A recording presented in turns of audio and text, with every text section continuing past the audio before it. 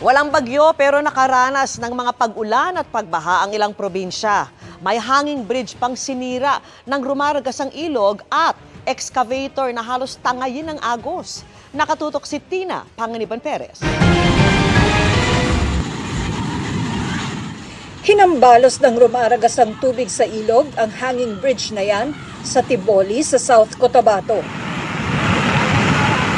Sa lakas ng ragasa, tuluyang nasira ang tulay.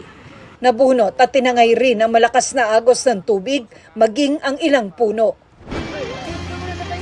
Sa bayan naman ng makilala sa North Cotabato, makapigil hiningang tinangay ng malakas na agos ng ilog ang excavator na ito. Nasa loob niya ng helper nang sumabay sa ragasa ang naturang excavator.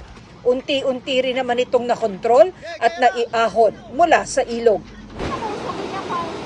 Makapigil hininga rin ang tagpong ito sa Esperanza, Sultan Kudarat kung saan buwis buhay na tinawid ng ilang guro ang rumaragasang ilog para makapagturo sa unang araw ng klase.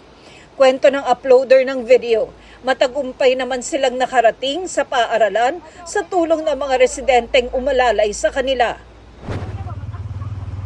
Malakas na buhos ng ulan din ang nanalasa sa Tagum City sa Davao del Norte. Agad diyang nagpabaha sa ilang kalsada sa lugar. Pahirapan tuloy ang pagdaan ng mga motorista kung saan ilang motorsiklo at sasakyan ang tumirik. Ayon sa Pag-asa, ang mga pag-ulang yan ay dulot ng easterlies. Dahil naman sa mga pag-ulang dulot ng shear line, nakaranas din ng malawakang pagbaha sa bayan ng Palo sa Leyte kahapon. Sa drone video na ito, nagmistulang ilog ang lugar na halos magpalubog sa mga bahay. Pahirapan din sa pagtawid sa abot bewang na baha ang mga residente.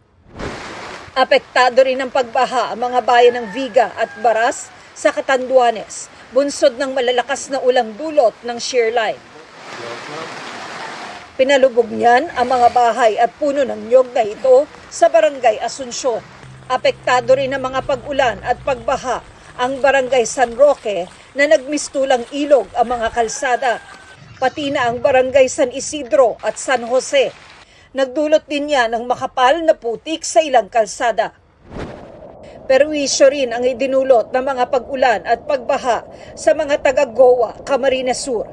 Kinailangang alalayan ng ilang residente para makatawid sa umapaw na spillway. Para sa GMA Integrated News, Tina Panganiban Perez, nakatutok 24 oras.